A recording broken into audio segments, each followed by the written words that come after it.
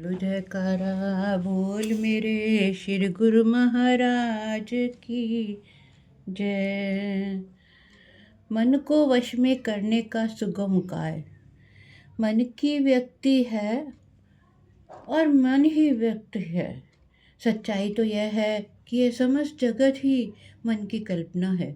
जब मन नहीं रहेगा संसार भी लुप्त हो जाएगा। यही कारण है कि हमारे शास्त्र और संत वाणियाँ मन को परिवर्तित करने और उसे स्थित करने पर जोर देती हैं।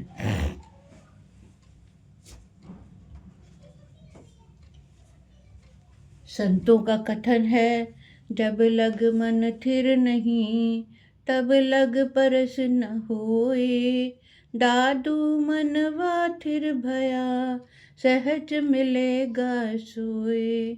सोई सूरजे मन गहे निमखी ना चलने दे। जब ही दादू पग भरे तब ही पकड़िए ले। अर्थात समुद्र की लहरों के समान मन कभी भी स्थिर नहीं रहता। जब तक मन स्थिर नहीं होता तब तक आत्मदर्शन नहीं हो सकता। संत वचनों के अनुसार वास्तव में वही शूरवीर है जो इस चंचल मन को निमिष मात्र भी इधर उधर ना जाने दे। इस मन को स्थिर करने का उपाय यही है कि जैसे ही ये मन बाहर जाए उसे तुरंत पकड़कर नाम सिमरन में लगा लो। इस क्षण क्षण भटकते हुए मन को वश में करने का सबसे अच्छा सुगम उपाय यह है कि इसे प्रभु की आराधना के द्वारा प्रभु चरणों में लगाया जाए। अर्थात अपने इष्ट प्रभु की प्रीति और उनके स्वरूप की याद अपने हृदय में बसा ली जाए। प्रभु चरणों के साथ मन को जोड़ने के लिए उनके नाम का सिमरन व अभ्यास करना प्रभु की भक्ति का प्रमुख साधन है। आरंभ में मन इन साधनों में नहीं लगता बल्कि इनसे दूर रहना चाहता है। अब प्रश्न उत्पन्न होता है कि इस मन को प्रभु की आराधना में कैसे लगाएं। मन वश करने का दृष्टांत। भगवान बुद्ध ने कहा कि जिसने अपने मन को वश में कर लिया उसकी जीत को देवता भी नहीं हरा सकते। प्रसंग है कि एक शिष्य गुरुदेव के आश्रम में आया। वहाँ का शांत वातावरण देखकर वहीं रहने लग गया, किंतु उसका मन भगवान की आराधना और साधना में बिल्कुल भी नहीं लगता था। उसके मन में भगवान को पाने की चाह तो प्रबल थी, किंतु मन सदा इधर उधर ही भटकता रहता था। एक दिन वह गुरुदेव के पास गया और उसने कहा कि हे गुरुदेव, मेरा मन तो कभी भगवान के ध्यान में नहीं लग सकता। आप कोई ऐसी सरल युक्ति बताएं जिससे मैं भगवान को अपने वश में कर लूं। गुरुदेव ने उससे कहा कि बाहर से कुत्ते के छोटे पिल्ले पकड़ के लाओ। उन्हें सप्ताह भर हर समय अपने पास रखो, इधर उधर मत जाने दो। इस अजीब आदेश को सुनकर भक्त चकरा गया, लेकिन क्या करे, गुरु का आदेश था। उसने दो छोटे छोटे पिल्लों को पकड़ लिया और अपने कमरे में ले आया। उसने जैसे ही उन्हें कमरे में छोड़ा तुरंत भाग गए। भक्त फिर से पिल्लों को पकड़ कर लाया, लेकिन फिर भाग गए। ये छोटा सा दिखने वाला काम भी उनके लिए बड़ा उलझन भरा बन गया।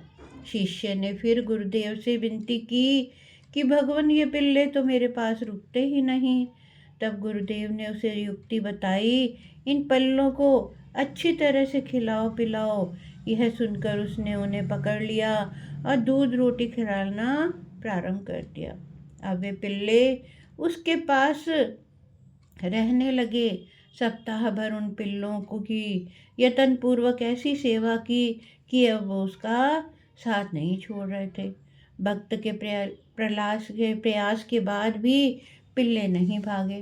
तब गुरुदेव ने कहा, देखो वत्स, शुरुआत में ये बच्चे तुम्हारे पास रुकते नहीं थे, लेकिन जैसे ही इसने इनके पास अधिक समय बिताया, उनकी सेवा की, तो फिर से ये तुम्हारे बिना रहने को तैयार नहीं है। इसी प्रकार जितना ज़्यादा वक्त भगवान के पास बैठोगे, अर्थात जितना अधिक उनकी सेवा पूजा करोगे, उतना ही मन धीरे धीरे भगवान के आनंद में रमता चला जाएगा। फिर भगवान तुम्हारे वश में हो जाएंगे। इसके साथ ही यह भी याद रखो कि सभी प्राणी भगवान का रूप हैं। विशेष कर भगवान के भक्त तो उनसे भी बड़े कहे जाते हैं। आश्रम की सेवा, भक्तों की सेवा, भगवान की सेवा पूजा, अतः मन लगाकर सेवा करो, भगवान तुम्हारे वश में हो जाएंगे। शिष्य को अपने मन को वश में करने का मर्म और भगवान को वश में करने का मर्म समझ में आ गया। वह गुरु आज्ञा से सेवा पूजा, भगवान सिमरन करने लगा। बोलो जयकारा, बोल मेरे श्री गुरु महाराज की जय, वो साचे दरबार की जय, श्री नंगली निवासी भगवान की जय, श्री परमहंस दयाल जी महाराज की जय, श्री परम पूज्य प्यारी मेरी मैया रानी की जय। ओम हर हर सतगुरुदेव दीन दयाल जगत पिता परमेश्वर स्वामी, घट घट के प्रभु अंतर्यामी, ज्योति स्वरूप सब शक्तिमानाय नमः। दीना बंधु दीनानाथ, सबकी डोरी तेरे हाथ, शरण पड़े की राखो लाज, सबके सिर पर तेरा हाथ। दीना बंधु दीनानाथ, सबकी डोरी तेरे हाथ, शरण पड़े की राखो लाज, सबके सिर पर तेरा हाथ। बोलो जयकारा। हरि ओम,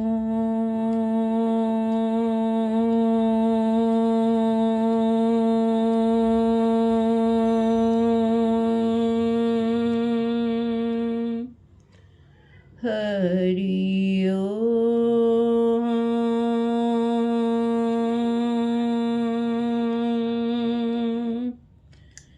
हरि ओम,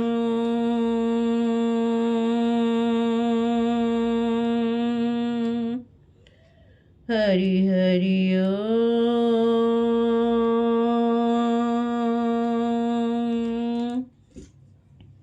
हरि ओम हरि ओम हरि ओम हरि ओम हरि ओम हरि ओम हरि ओम हरि ओम हरि ओम,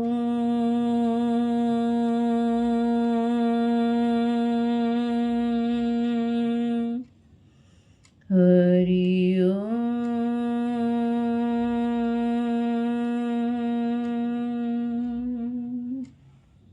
बोलो जयकारा, बोल मेरे श्री गुरु महाराज की जय।